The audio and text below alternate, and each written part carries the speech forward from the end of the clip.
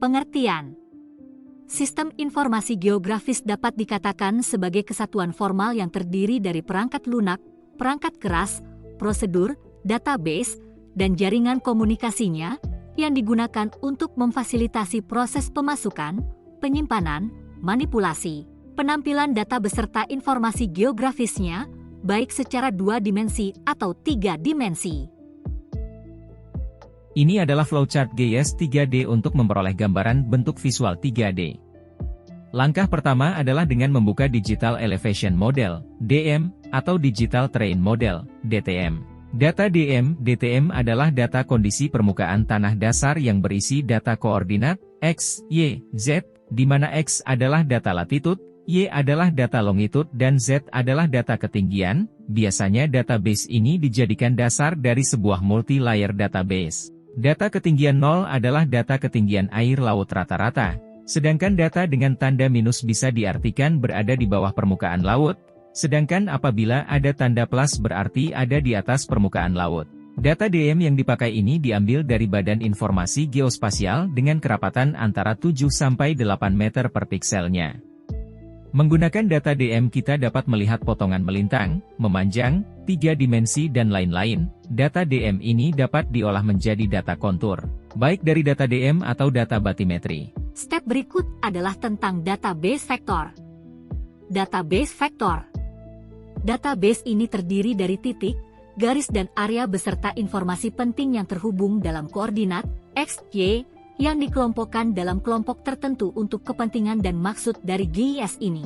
Relasi antar kelompok atau unsur yang terkandung di dalamnya mengikuti DBMS, Database Management System, atau sistem dalam aplikasi base 3, DBase 4 dan lainnya.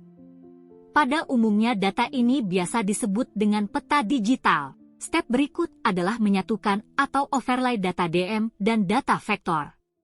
Di sini akan terlihat bahwa data vektor 2 dimensi akan mengikuti data ketinggian di lokasinya.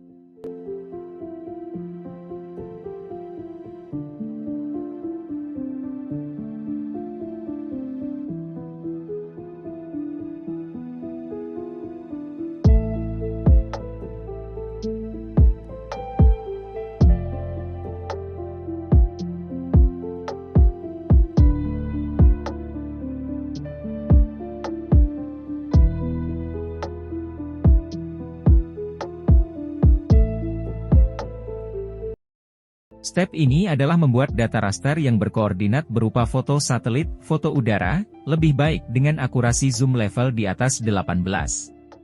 Data foto satelit atau foto udara yang sudah berkoordinat ini dapat membantu secara visual apa saja yang terdapat di permukaan bumi ini, sebagai pembanding data vektor yang berisi keterangan atau informasi yang terangkum dalam database masing-masing tersebut.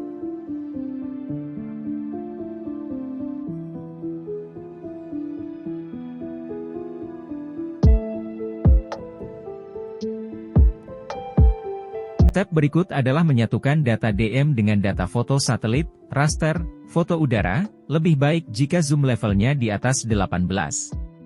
Di sini terlihat bahwa keadaan yang hampir menyerupai real world atau keadaan nyata. Data foto satelit ini juga menegaskan apa yang ada di lokasi dan keterangan yang dihasilkan dari data vektor di lokasi tersebut.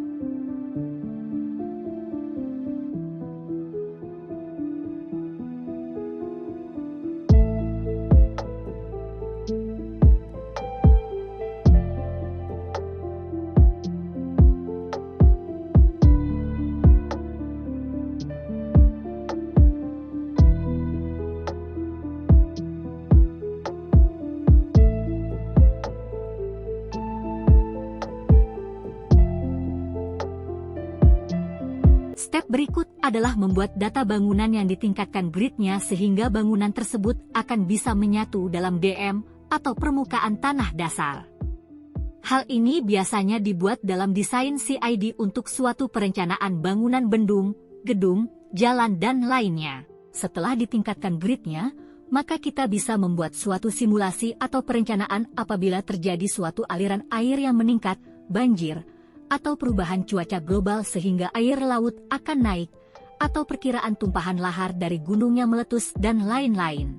Membuat elevation grid di sini adalah dengan meninggikan bangunan terutama rumah dan bangunan lain yang sudah didata sebagai data vektor dengan meninggikan hanya 7 meter saja seperti ketinggian bangunan pada umumnya, rumah tinggal, 1 lantai.